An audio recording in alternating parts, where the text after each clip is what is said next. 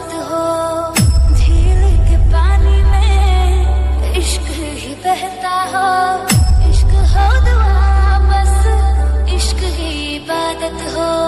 रामगंज खुदा बाजार।